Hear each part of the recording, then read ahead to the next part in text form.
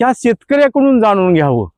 आणि प्राध्यापक विश्वास होनांगडे, बेल्लेश्वर माध्यमिक विद्यालय, उच्च माध्यमिक विद्यालय बेला, इथं मी कोल्हापूरचा आहे मूळ आणि मी राहत आहे इथं ज्युनियर कॉलेजवर आहे। तर माझ्या घरमालकाला भारत शेठ गुंजाळ हे घरमालक आहेत।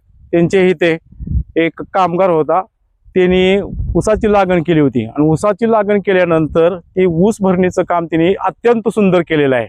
त्यानंतर त्या माणसाने पाणी पाजत असताना पावसाळ्यात देखील ऊसाला पाणी पाजलेलं आहे। दुसरी गोष्ट, यामध्ये खतांचा त्यांनी चांगला सुंदर वापर केलेला आहे। आणि इथं पाणी पाजत असताना 2 वाजले असेल, 4 वाजत असेल, 6 वाजत असेल, इथं ते झोपून राहिलेलं आहे आणि झोपून राहून देखील त्यांनी एवढा मोठा ऊस तयार केलेला आहे।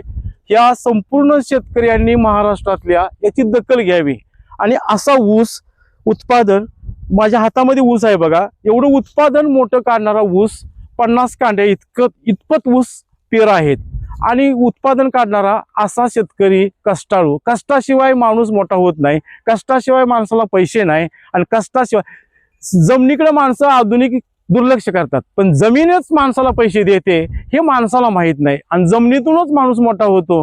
ही जमीन म्हणजे माता आहे आणि माता असल्यानंतर ह्या जमिनीचं प्रत राखणे, त्यामधून कष्ट काढणे आणि ऊसाचं उत्पादन घेणे आणि घरदार मोठं चालवणे ही बाब कष्टाशिवाय होत नाही।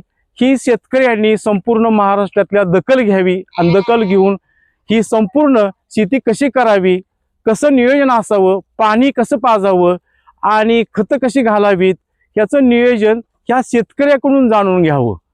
आणि एवढं बोलून मी माझं 2 शब्द व्यक्त केलेले आहेत। हे शेतकऱ्यांनी समजावून घ्यावं अशी मी शेतकऱ्यांना सर्व महाराष्ट्रातल्या आणि देशातल्या किंवा जगातल्या ही विनंती करत आहे। आणि असं उत्पादन घ्यावं आणि मोठं व्हावं ही विनंती आहे।